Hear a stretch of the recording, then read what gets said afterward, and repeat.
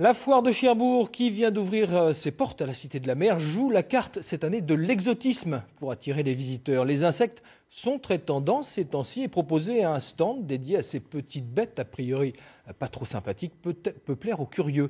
Surtout s'il y a une dégustation à la clé. Regardez, Lucie Denchot, Claude Leloche. Regarde, tu vas faire des guilis, tu vas voir. Peu nombreux étaient les courageux à accepter de prendre un phasme dans la main. Les insectes, avec leurs 6 pattes, n'ont pas toujours bonne réputation. Et pourtant, ils sont très utiles pour notre écosystème.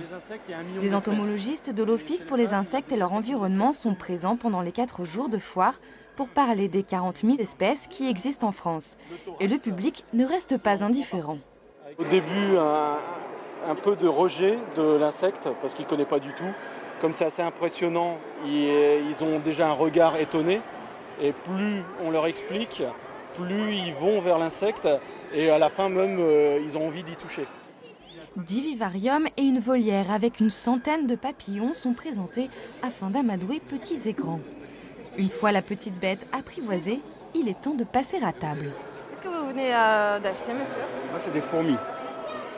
Vous mangez des fourmis? Je mange des fourmis, oui. À quel moment vous allez les manger? Moi, ça va être la surprise, je vais les mettre pour Noël. En cadeau de Noël? Non, en amuse-gueule, à l'apéritif. Et je vais leur faire goûter, puis on verra après ce que ça donne. Un stand de dégustation est installé pour les plus téméraires. Mais alors, quel goût ça a?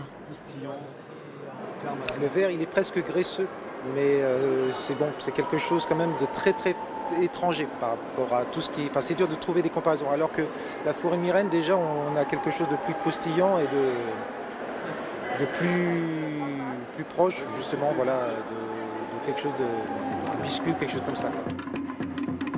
La foire de Cherbourg est ouverte jusqu'à dimanche et de nombreux autres stands proposent de quoi en faire saliver certains.